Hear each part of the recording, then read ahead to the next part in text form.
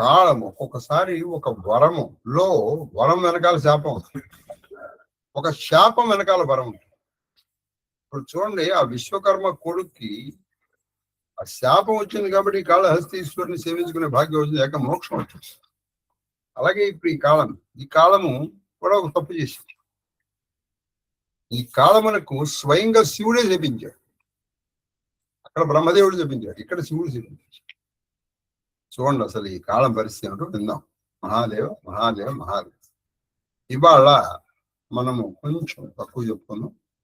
రేపు ప్రవచనం ఉంటుంది మామూలుగా 8 గంటల 1 నిమిషాల నుంచి 8 గంటల 37 నిమిషాల వరకు. ఎల్లుండి మాత్రము ఏకాదశి, చక్కగా ప్రతి ఏకాదశి మన దగ్గర యామపారాయణ జరుగుతుంది. ఆసక్తి కాని వాళ్ళు వచ్చి చక్కగా ఆ 3 గంటలు ఉంటే చాలా మంచిది. ఏదో కనీసం లాస్ట్ ఉండండి, ఏదో మధ్యలో వచ్చేసి వెళ్ళిపోతే బాగుండదు. ఎందుకంటే మధ్యలో వెళ్ళిపోతే చాలా మందికి తెలియదండి. మనము తెలిసి తెలియక చాలా తప్పులు చేసేస్తూ ఉంటాం. మహాదేవుడు మనకు చూపిస్తారు. సభా ధిక్కార నేరం అది. అందుకే సభ ప్రారంభం కాకపోవడం మనం వెళ్ళిపోవచ్చు. సభ ప్రారంభమైన తర్వాత మధ్యలో వెళ్ళిపోకూడదు. ఎందుకంటే నమస్సభాభ్యో సభాపతి దశవో నమో నమః, సభా సరస్వతి నమః. సభయే శివస్వరూపం. చక్కగా విష్ణు సహస్రాన్ని మీరు ప్రారంభించారు. 2 సార్లు కానీ నాకు టైం ఉందని వెళ్ళిపోతానంటే అది ధిక్కారం నేరం కాదు. నేనేమన్ను, నేనేమో చెప్పించాను, నాకు చెప్పించే శక్తి లేదు, ఉన్నాయి కానీ సభాధికారం. అందుకని మీరు ఆ లాస్ట్ వచ్చిన వాళ్ళు చివరి వరకు ఉండాలి. పద్ధతి ఎప్పుడు. అలాగే మనం ఎక్కడికైనా వెళ్ళాము, ప్రసాదం తీసుకుని రావాలి. ప్రసాదం తీసుకోకుండా వస్తే సత్యనారాయణ స్వామి కథ ఇంకెందుకు వింటాము? ఆ రాజుగారి కథ విన్నాం కదా. వెళ్ళామంటే చివరి వరకు ఉండాలి. కాబట్టి మనం ప్లాన్ చేసుకున్నట్టు రావాలి, చేసుకోండి. అలాగే ప్రతి పౌర్ణమికి లలితా సహస్రనామ యామపారాయణం ప్రతి శుక్రవారం 3 సార్లు ప్రారంభించాం. చక్కగా దిగ్విజయంగా జరుగుతున్నాయి. ఈ లలితా సహస్రం ప్రారంభించి ఇంచుమించు 1 సంవత్సరం అవుతుంది. ప్రతి శుక్రవారం 3 సార్లు. కింద ఆగస్టు 2, 3 ప్రారంభించాం. ఆ తర్వాత నెమ్మదిగా ఈ అమ్మవారు మన ఇంటికి రావడం, ఇది కామాక్షి శివశంకర్ల దీంతో. ఆ తర్వాత మహాదేవ మహాదేవ మహాదేవ చెప్పం కందపద్యం. ఆ కైలాస వర్ణన జరుగుతుంది.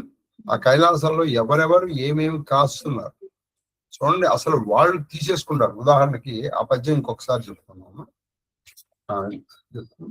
ఫలముల కాచు అదృసుత పాణి. దానికి ఫలం కనిపించినప్పటికీ చిలక ఏం చేస్తుంది, వెళ్ళి తింటుంది. కానీ అది తినదు కదా, సరిగదా. ఇంకేమైనా పక్షులు, ఇంకా మిగతా కొండ చిలకలు కానీ ఇంకేమన్నా తినకుండా అవి ఆ ఫలములకు రక్ష. ఏది? అమ్మవారి ముంజేతి మీద ఉన్నటువంటి చిలుక. 2 వృషభంబు గాజు శాద్వలం. శాద్వలం అంటే పచ్చగడ్డి, మంచి పచ్చగడ్డి. ఎద్దుకి పచ్చగడ్డి కంటే ఆహారం ఏముంటుందండి? మధ్యకాలంలో చూస్తున్నామండి మనం ఆవులకి వాటికి మన ఆహారం పెడుతున్నాం. ఏంటో అన్నం పెడతాం. అన్నము, గోధుమ పిండి ఇవి కాదు పెట్టాలి. దానికి ఆ గడ్డే ఆహారం పెట్టాలి. వదలుచుకుంటాం. సరే ఏదో అప్పుడప్పుడు అంటే మరవాలి, కానీ ఇదైతే మంచిది కాదు. అలాగే వృషభం అది తినేస్తుంది. అది తినదు కదా. మిగతా ఇంకేమైనా జంతువులు ఉంటే కూడా తినకుండా వృషభం ఆ నందీశ్వరుడు కాపాడుతాడు. తర్వాత కాచు దంతిముఖ నక్షత్రం. అక్కడ అక్షతలు ఉన్నాయి. పూజ చేసినవో పూజ చేయాల్సినవో ఏమున్నాయి. ఆ అక్షతల సమూహాన్ని దంతిముఖుడు అంటే ఏనుగు ముఖం కలిగినటువంటి వినాయకుడి వాహనం అయినటువంటి ఎలుక, అది తినదు కదా, దాని చుట్టూ తిరుగుతూ ఉండదు. అప్పుడు ఇంకే క్రిమి కీటకాలు అక్షతలు తినకుండా. అది కైలాసంలో ఉన్నటువంటి గొప్పతనం అది. తర్వాత అది కుల ఏల్పు వాజి మది కోరక బోనం. బోనం అంటే ఆహారం. అక్కడ ఏదో అన్నం ఉంది, అక్కడ జోగుల వేల్పు, జోగుల వేల్పు అంటే ఈయన వీరభద్రుడు, కాలభైరవుడు. కాలభైరవుడి యొక్క వాజి అంటే గుర్రం, అంటే ఇక్కడ వాహనం అన్నమాట. కాలభైరుడి వాహనం ఏమిటి? శ్వానం, కుక్క. ఇక్కడ వాజి అంటే కాలభైరుడి వాహనం అని అర్థం తీసుకోద్దాం. ఆ కాలభైరుడి వాహనం అయినటువంటి వాజి ఇది అక్కడ అన్నం పడి ఉంటుంది, బోనం. అసలు బోనాలు పండుగ అంటే అది అన్నపు రాశి అనమాట. వాటికి సమర్పిస్తారు, వీడికి తీసుకెళ్ళి. అందులో కొంత భాగం ఆవిడకి ఇచ్చి మిగతాది ఆవిడ ప్రసాదంగా ఇంటికి తెచ్చుకొని బంధుమిత్ర సపరివారంగా వాళ్ళు తీసుకుంటారు. కాబట్టి ఆ బోనాన్ని అది తినదు కదా, ఇంకేమీ తినకుండా కాస్త ఉంటుంది. ఏది? ఆ శునకం. ఇక్కడ ఎలా చెప్పారంటే భైరవుడి వాహనం అన్నప్పుడు జోగుల వేలుపు, జోగుల అంటే ఒక వాళ్ళు, అందుకే ఆ జోగుల అమ్మారు. భక్తులు ఈశ్వరుని కొలిచినదాకా తత్కుదరకూట గళత్తటిని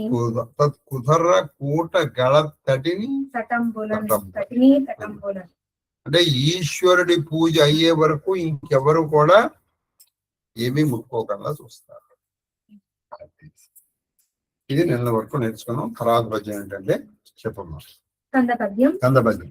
అనవరత ఫలిత కుసుమిత, అనవరత ఫలిత కుసుమిత వనఫల రస మధునది, వనఫల రస నదీ ప్రవాహం. ఇది మంచి ఉత్ప్రేక్ష. అక్కడ ఏంటంటే అనేకమైనటువంటి పళ్ళ చెట్లు, అనేకమైనటువంటి పూల చెట్లు ఉన్నాయి. ఈ పళ్ళు బాగా పండిపోయాయి. ఆ పండిపోయేటప్పటికి దానంతటదే ఆ మంచి రసం ఇలా ప్రవహిస్తుంది. మామిడి పళ్ళు అనుకున్న మామిడి పళ్ళు. అలాగే పువ్వుల్లోంచి మధువు తుమ్మెదడు తాగినంత తాగగా ఇంకా ఎక్కువై ప్రవహిస్తుంది. అది ఎప్పుడు ప్రవహిస్తుంది? అనవరతం నిరంతరంగా ప్రవహిస్తుంది. అనవరత ఫలిత కుసుమిత. ఫలిత అంటే ఫలముల నుంచి, కుసుమిత అంటే పువ్వుల నుంచి. అనవరత ఫలిత కుసుమిత వనములు. ఆ వనములో ఉన్నటువంటి ఫలరసములు, మధువులు అంటే చితేను. ఆ పళ్ళములో ఇక్కడ పళ్ళరసముల్లోంచి, పువ్వుల్లోంచి వచ్చేటువంటి మధువు ఒక నదిగా ప్రవహిస్తుంది. ప్రవహించి ఏం జరుగుతుంది? నీరు ఎప్పుడు కూడా ప్రవహించేటప్పటికి నీరే కదండి, నీరు పల్లవేరు. మనము స్నానం చేసేటప్పుడు అండి ఎప్పుడు కూడా ఎక్కడైనా స్నానం చేసి కానీ ఆ సంగమ స్నానం చాలా ప్రతిభావంతమే. అందుకే మనం ప్రత్యేకంగా ప్రయత్నపూర్వకంగా త్రివేణి సంగమానికి వెళ్తాం. మామూలుగా గంగా నది స్నానంలో ఎంత పుణ్యం, యమునా స్నానంలో కూడా సంగమ స్నానం చేశాను అంటే ఆ రెండు కలిసిన చోట. దాన్ని ఫలితం మీరు చెప్పడం కష్టం. అందుకు త్రివేణి సంగమానికి వెళ్ళి స్నానం చేయడం. ఎందుకంటే అక్కడ స్నానం చేసే అవకాశం ఉంది మనకి త్రివేణి సంగమంలో, ప్రయాగ. మిగతా చోట్ల సంగమం దగ్గర చేయడం కష్టం. ఎందుకంటే నేను వెళ్ళాను, గోమతి కలుస్తుంది గంగలో. అక్కడ ఓహో ఎంత వేగంగా ఉందంటే అంత వేగంగా ఉంది గంగ. అక్కడ అసలు మీరు చూడడం కష్టం. వెళ్ళినప్పుడు వెళ్ళాం కానీ ఆ వేగాన్ని చూసేటప్పటికి అసలు అందరికి అదురు పుట్టి వెంటనే వచ్చేద్దాం. కాబట్టి రెండు నదులు కలిసిన ప్రదేశం, సంగమ ప్రదేశంలో కొంచెం దూరంగా చేయాలి. మరి అందుకే ఇప్పుడు గోదావరి సముద్రంలో కలిసే సంగమ అంతర్వే, అలాగే కృష్ణానదికి సంగమంలో స్నానం ఓపిదేవి దాటిన తర్వాత సాగర్ సంగం. అక్కడ మనకి కనుక మనం స్నానం చేయగలిగితే, అంటే అవకాశం ఉంటే సుమా, నేనేదో చెప్పాను మీరు దూకండి. అక్కడ అవకాశం ఉన్న చోట చేస్తే సాలపడి. అయితే ఏం జరుగుతుంది? ఈ పళ్ళ రసాలు పళ్ళ నుంచి దానంతట అవి బాగా పండిన తర్వాత మిగల ముక్కిన తర్వాత దాంట్లో ఆ పళ్ళ రసం ఇలా కాలుతాం. అలాగే పుల్లలు వెళ్ళి అక్కడ నదులు ప్రవహిస్తున్నాయిగా, హిమావత్ పర్వతం నుంచి వచ్చాక గంగా యమున వాటిలో కలుస్తుంది. ఇవి వీళ్ళు ఏమనుకున్నారు, అక్కడ ఉన్నటువంటి ముళ్ళు కూడా ఇక్కడేదో సంగమాలు ఉన్నాయా అని చెప్పేసి ముళ్ళు వచ్చి అక్కడ స్నానం చేస్తారు, భ్రమిస్తారు. ఇది మంచి ఉత్ప్రేక్ష. అది నిజానికి సంగమ స్నానం కాదు, ఏంటి అక్కడ కలుస్తున్నాయి బలరాసం. అంటే ఈ ఉత్ప్రేక్షతో కవి మనకి ఏం చెప్పవలసిన అంటే అక్కడ ఎంత సమృద్ధిగా ఈ పళ్ళు పువ్వులు ఉన్నాయంటే వాటి నుంచి వచ్చేటువంటి రసాలు ఒక నదిగా ప్రవహిస్తుంది. ఆ నది వెళ్ళి ఇంకో మసల్ నదిలో కలిసేటప్పటికి అది సంగమ స్థానం అనుకుని అక్కడ ఉన్నటువంటి ముళ్ళని కూడా భ్రమింపజేసాడు. అలా ఉన్నట్టు అనవరతము ఫలిత కుసుమిత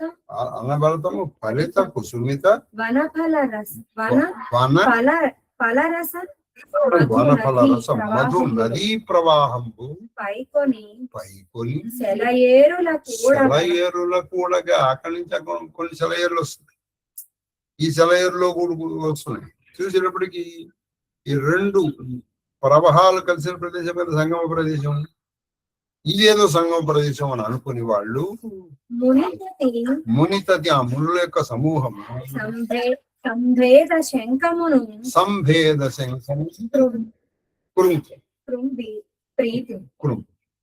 అంటే వాళ్ళు ఎంతో ఆనందంతో అయ్యో మంచి సంగమ ప్రదేశం ఉందిరా అని చెప్పేసి ఒక అనుమానం, మనం ఇంతవరకు చూడలేదమ్మా ఇక్కడ ఏదో ఉంది అని చెప్పేసి వాళ్ళు శంఖ అంటే అనుమానం, వాళ్ళు ఎంతో వాళ్ళు అనేక ఆ అనుమానంతో హాయిగా ఆనందంగా అక్కడ స్నానం చేసేస్తారు. ఆ సంగమ స్థానంలో స్నానం చేసేవాళ్ళు. ఎందుకంటే సంగమ స్థానం చాలా పవిత్రమైనది. అందుకే కదా కుంభమేళకి మనం వెళ్ళేది. చూస్తే అసలు చాలా విచిత్రంగా కొన్ని కిలోమీటర్లు అండి, అది కూడా 50-100 కిలోమీటర్లు నడిచి వెళ్ళి స్నానం చేసి వచ్చారు. It's not a joke. ముందుగా స్నానానికి అనుకుంటే వెళ్ళి నడిచి వెళ్ళి స్నానం చేసి వచ్చారండి అక్కడ. కాబట్టి కుంభమేళలో ఎందుకంటే అంటారంటే అప్పుడు అసలు సహజంగానే చాలా శ్రేష్టమైనది, అందులో ఇంకా శ్రేష్టం. ఎందుకని అప్పుడు ఆ గ్రహరాశులు అలా ఉంటాయి కదా. ఉత్పలమాల పారదరాశి ఇక్కడ చాలా విచిత్రం ఏంటంటే తెల్ల కొండగా ఉంది. ఇప్పుడు అది ఇంకొక ఉత్ప్రేక్షణ మాట. పారదరాశి చంచలతన్ బాసి అసలు అదే పారదం అంటే పాదరసం ఒక చోట ఉండదు. అది మీరు ఇలా పట్టుకున్నాను కదా అక్కడ కదిలిపోతుంది. నీళ్ళన్నా నువ్వు ఇలా కదపకుండా పెట్టుకున్నాను కదకన్నా ఉంటాయి, కానీ పాదరసం అంటారు అది కాదు. పాదరసం ఇలా జారిపోతూ ఉంటుంది చేతులు. ఆ పాదరసం చెంచలత వీడి అంటే దానికి ఉన్నటువంటి సహజమైనటువంటి అటు ఇటు కదిలే శక్తి అలా నిలబడిపోయిందా అన్నట్టుగా ఉంది కైలాసం. అంత స్వచ్ఛంగా ఉంది. పాదరసము చెంచలత అంటే కదిలేటువంటి స్వభావమును వీడి ఒక కొండగా ఏర్పడిందో అన్న అనుమానం కలుగుతుంది. తర్వాత శైలమై సుధా నీరది నిలిచెను. అది శైలమై సుధా నీరది అంటే సముద్రం. సుధా నీరధి అంటే పాలకడలి ఒక పెద్ద పర్వతమై, పాలకడలి ఒక పెద్ద పర్వతమై ఒక పర్వతాకృతిని దాల్చి, పాలకడలి ఒక మంచి పర్వతాకృతిని దాల్చి అలా వచ్చిందా అన్నట్టుగా ఉంది.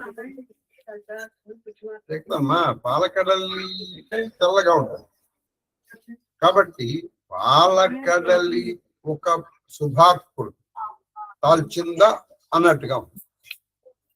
లేదా కుముదినీపతి కాంతి అది కుముదిపతి కాంతి గని కుముదినీపతి కుముదులు అంటే తెల్లకలు వాళ్ళ యొక్క పత్తి అంటే ఈయన చంద్రుడు. ఆ చంద్రుడి యొక్క నుంచి కాంతి అంటే వెన్నెల.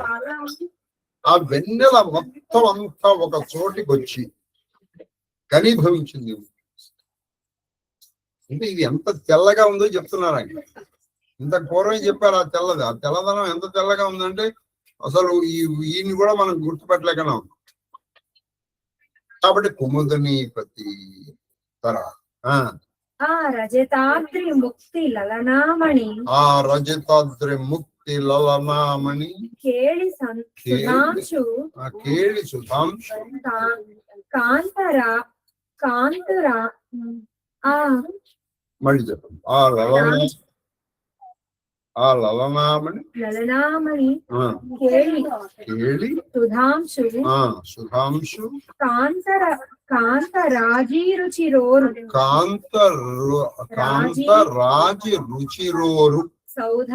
సౌధగతి.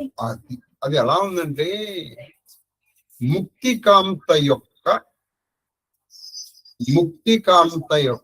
అంటే మోక్షం అనేటువంటి కాంత, మోక్షకాంత యొక్క సుధాంశు రాజు అంటే చంద్రకాంత శిలలు. చంద్రకాంత శిలలు తెల్లగా ఉంటాయి, పైగా చల్లగా ఉంటాయి. చంద్రకాంత శిలలతో ఇల్లు నిర్మించుకునేవాళ్ళు. అది ఇప్పుడు మనం చెప్పాలంటే అది పాలరాయి సాగా సలువుగా ఉండదు. కాబట్టి మన ఈ ముక్తికాంత తన చంద్రకాంత శిలలతో ఒక ఇల్లు కట్టుకున్నట్టుగా ఉంది ఈ కైలాస పర్వతం ఎలా ఉందంటే అలా. ఎప్పుడు కూడా అండి కావ్యం యొక్క ముఖ్యోద్దేశం ఎప్పుడు కూడా, కావ్యం ఉందనుకోండి, కాళహస్తీశ్వరం వచ్చింది, కథ చెప్పేయచ్చు. ఈ కథ నిజంగా చెప్పాలంటే ఇన్ని రోజులు 315 రోజులు చెప్పాల్సిన అవసరం లేదు. నాకు కాదు, కూర్చు. కథ ద్వారా మన జీవితము జీవితము ఎలా గడపాలో చెప్తుంది. అందుకని కావ్యాలాప వినోదిని. మీరు లలితా సహస్రం చదివితే మంచిదే, కానీ అందులో ఉన్న ప్రతిదాన్ని నేర్చుకోవాలి. అందుకే మీకు ఇప్పుడు కొన్ని ప్రతిదీ ఎలా చెప్పలేకపోతున్నా అంటే, ఒకటి సమయం లేదు, 2 ఈ మధ్యలో ఆధునిక కాలంలో మంచి చెప్తే గ్రహించడం చాలా కష్టం. వీడు మొదలెట్టాడు, ఎందుకంటే కొన్ని డైలాగులు వస్తున్నాయి. ఆ భయంతో నిజానికి చెప్పేటువంటి వాళ్ళు అంటే ముఖ్యంగా అలాంటి వాళ్ళు వీళ్ళు చాలా సంక్లిష్ట పరిస్థితుల్లో ఉంటారు. చెప్పకపోతే వాళ్ళు చేసిన పాపంలో కొంత వీడికి వస్తుంది. ఎందుకని కర్త కారైతే ప్రేరకస్య అనుమోదక. నువ్వు ఒక తప్పు చేసావు, ఇది తప్పు అని తెలిసి కూడా నేను చెప్పలేదు అనుకో, నువ్వు చేసిన తప్పు ఒక 100 యూనిట్లు తప్పు అనుకుందాం ఉదాహరణ. అందులో 100 యూనిట్లు నీకు రాదు. నువ్వు తప్పని తెలిసి కూడా నాకు తెలుసు, నాకు అది తప్పని తెలుసు. నెంబర్ 1. నెంబర్ 2, నువ్వు నా ఎదుర్కొండా చేసావు. నెంబర్ 3, నీకు తెలుసా తెలీదా నాకు అనవసరం, నువ్వు చెప్పడం నా బాధ్యత. నేను ఒక మంచి విషయం చెప్తాను, నాకెవరైనా ఒక మంచి విషయం చెప్తే అది ఒక జీవితకాలం గుర్తుపెట్టుకోవడం నాకు అలవాటు. ఒకసారి నేను ఎక్కడి నుంచో వెళ్తున్నాం, నేను మా అందరూ కలిసి వెళ్తున్నాం. ఆ కారులో జితేందర్ అని ఉన్నాడు. అతను మరి క్యాష్ చెప్పాలంటే రెడ్డి.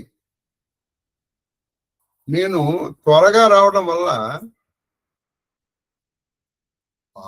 లఘుశంకకి నేను కూర్చుంటే కానీ చేయను. అదొక మంచి లక్షణం. ఎందుకంటే మీరు యజ్ఞోపవేదం వేసేటప్పుడు మన చేత ఓ ఒట్టు పెట్టిస్తారు. నుంచుని నేను చెయ్యను, నుంచుని నేను స్నానం చేయను అంటే మనకి మంత్రాలు తెలియదు కాబట్టి అక్కడ ఒట్టు పెట్టాం మనం సాక్షిగా. నుంచుని స్నానం చేయను, నుంచుని నేను లఘుశంకకి వెళ్ళను.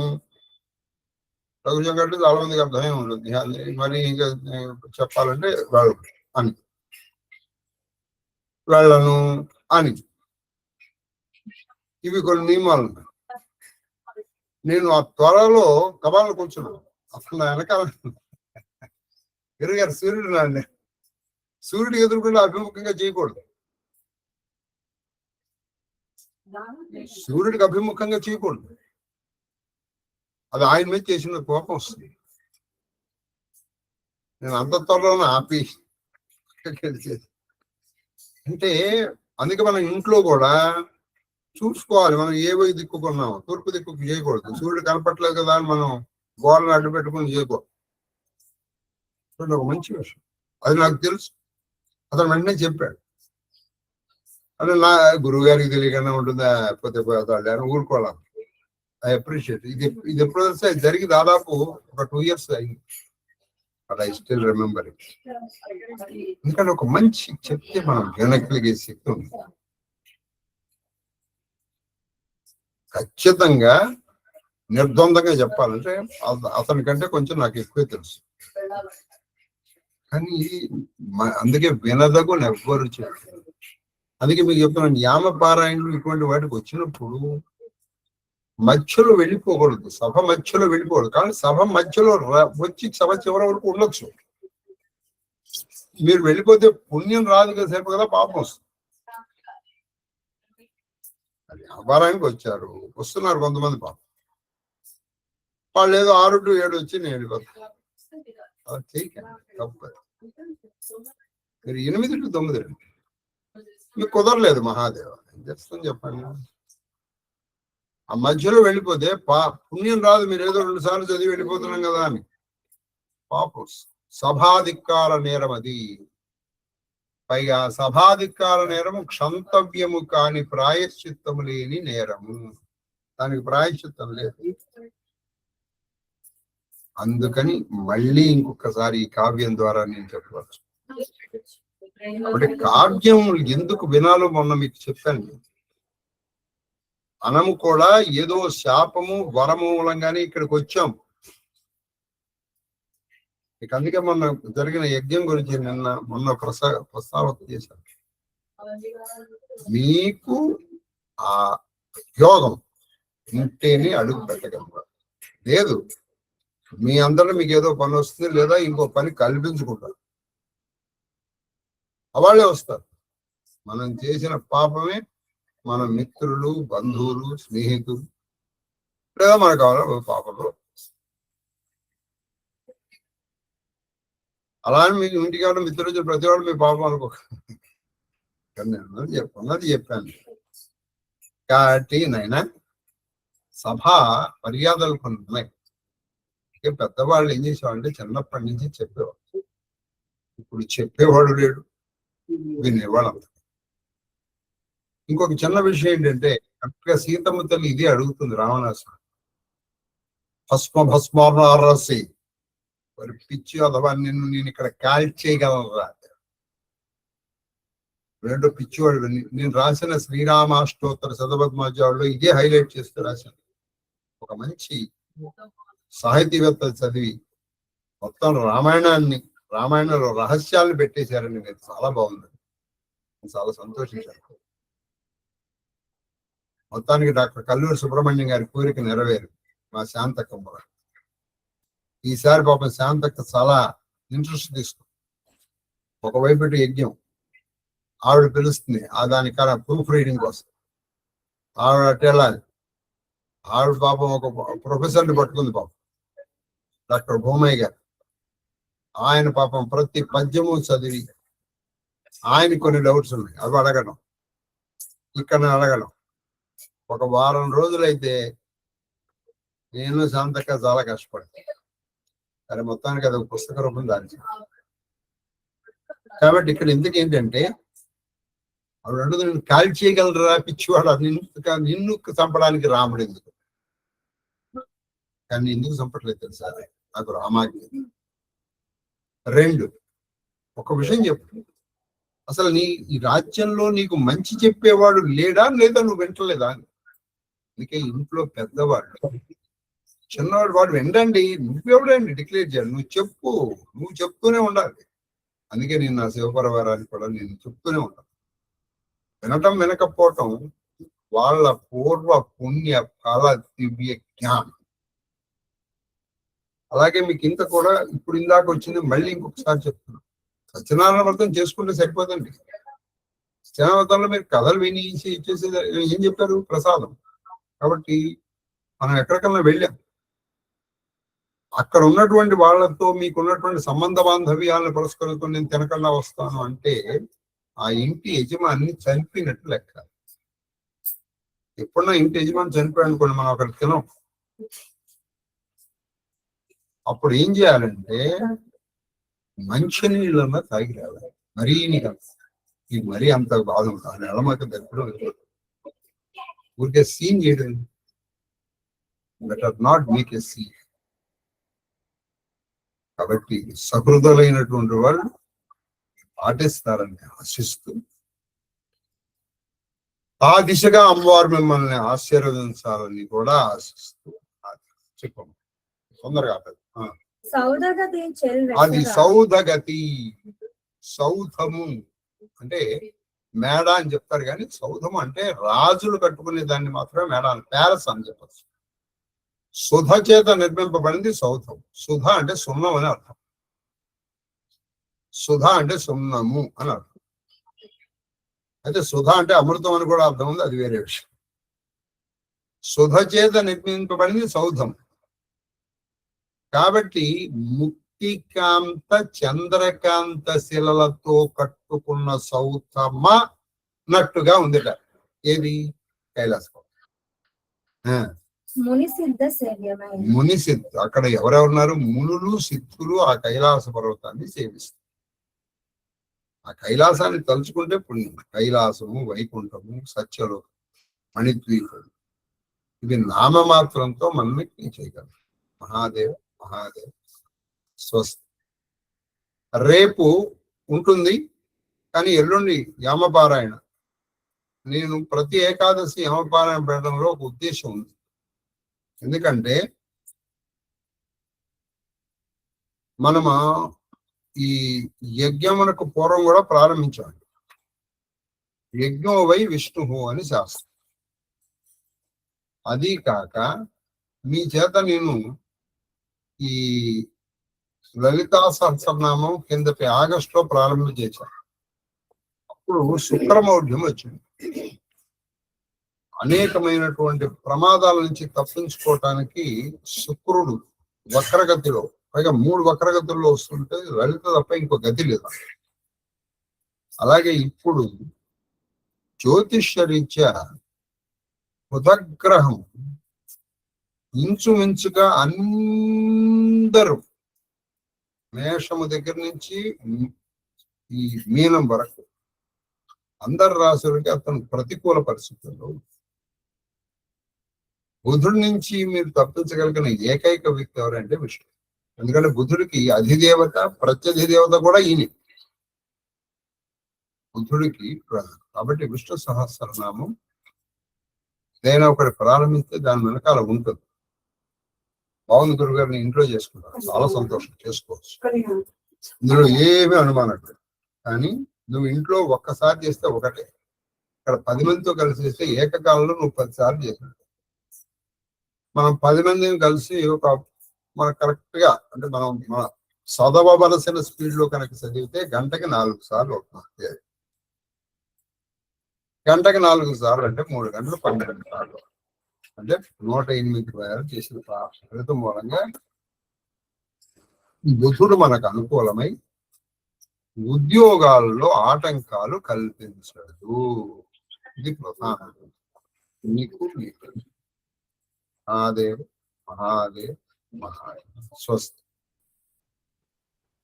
మహాదేవ మాస్టర్. మహాదేవ మహాదేవ మహాదేవ మహాదేవ్ మహాదేవ్ మహాదేవ్. శాస్త్రి గారు. మహాదేవ మహాదేవ మహాదేవ గురువు గారు. మహాదేవ్ మహాదేవ్ మహాదేవ తల్లి శ్రీలలిత. మహాదేవ మహాదేవ గురుగారు, మీ పాద పద్మములకు నా శిరస్సు వంచి ఎత్తుకోటి నమస్కారాలు. అమ్మగారి పాద పద్మములకు నా శిరస్సు వంచి ఎత్తుకోటి నమస్కారాలు. మహాదేవ మహాదేవ మహాదేవ. మహాదేవ్ మహాదేవ్ మహాదేవ్ కన్నప్ప. మహాదేవ గురుగారు. మహాదేవ మహాదేవ మహాదేవ గురుగారు. మహాదేవ్ మహాదేవ్ మహాదేవ తల్లి సీతమ్మ. మహాదేవ్ గురు. మహాదేవ గురుగారు. మహాదేవ మహాదేవ మహాదేవ. మహాదేవ మహాదేవ మహాదేవ హిమక. మహాదేవ గురుగారు.